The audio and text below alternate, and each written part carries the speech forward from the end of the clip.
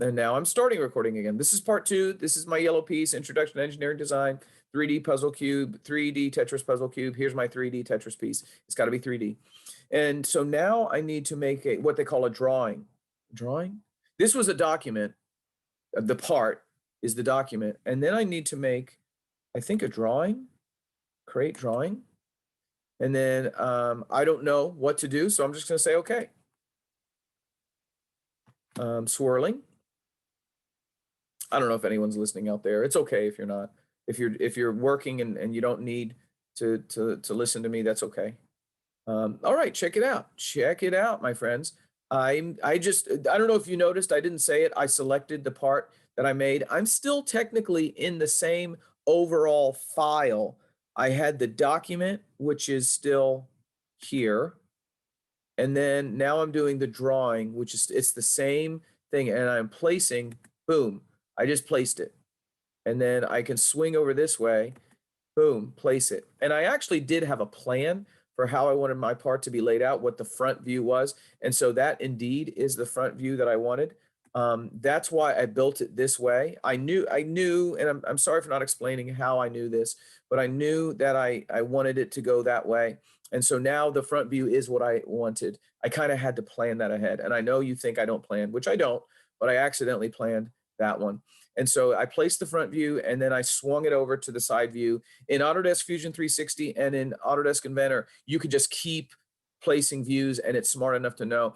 Onshape still does it, but you have to do an additional step, I think. I'm sure nothing, why is nothing happening? Okay. All right, that's not what I wanted. Undo that. Where's the undo? Undo.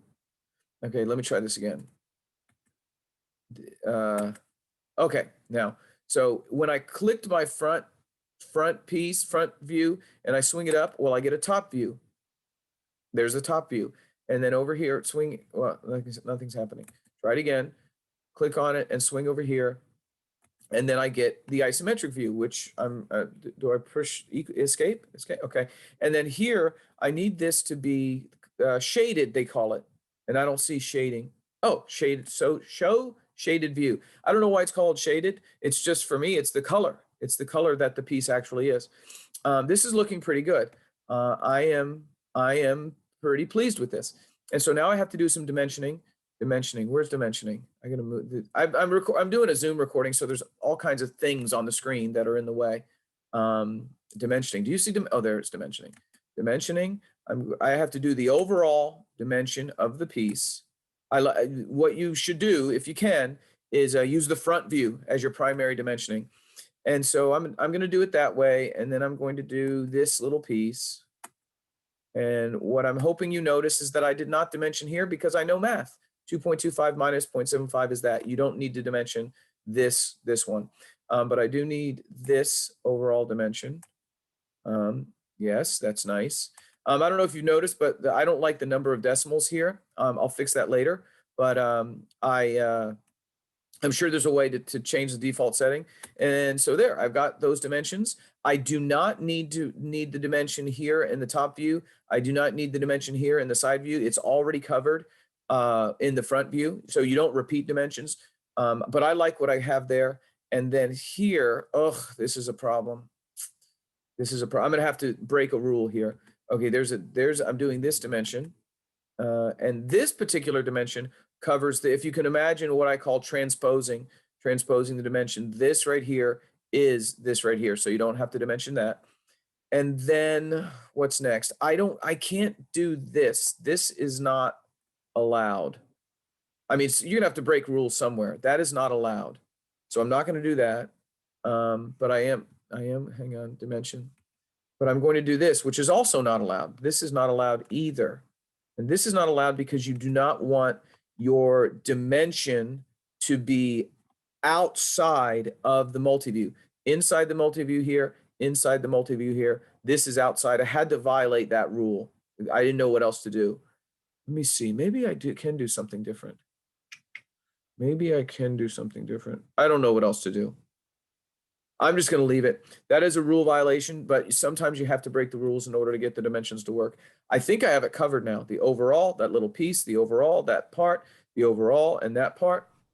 I think I have all the dimensions covered. Yeah, go ahead. I'm sorry, is that Zach? Mr. Bing, I'm sorry to interrupt. How you open the page like that? The to make it 3 dimension. Like I tried Okay, to find. when you, hang on, hang on.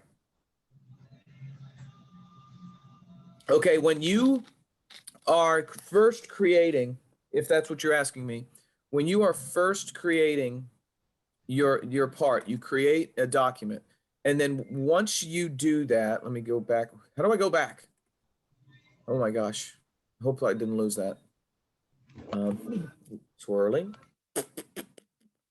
The good thing is this is like Google Docs, which is there is no saving it. It just saves in the cloud.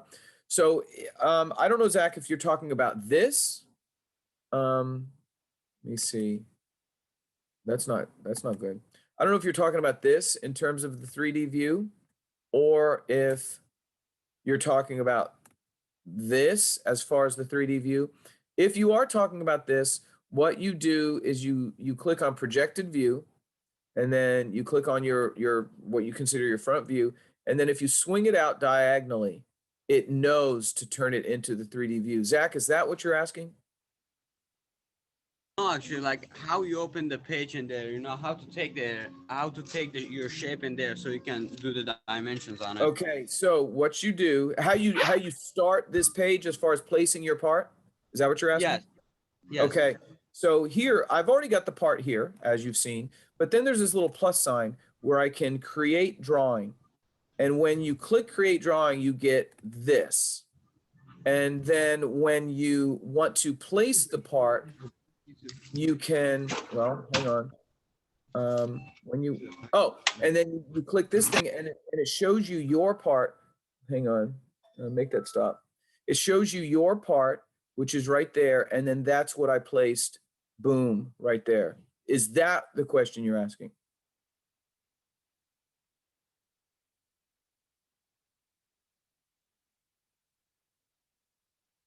I hope that's the question. I think I got it.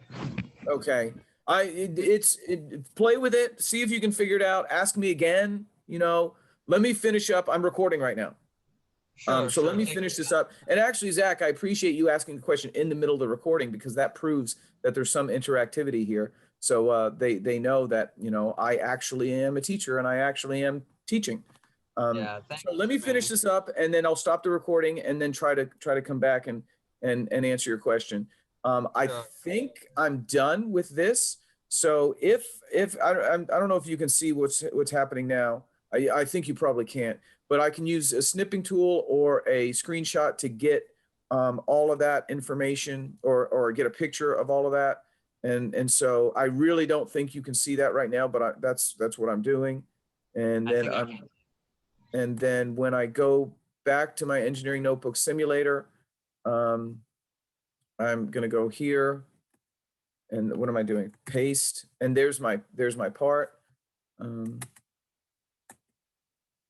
pretty happy with that. That looks pretty nice. Very nice. Okay. And then this I'm calling yellow part. Okay, Zach and everyone else, I'm going to stop the recording, but I'm still here to answer your questions. So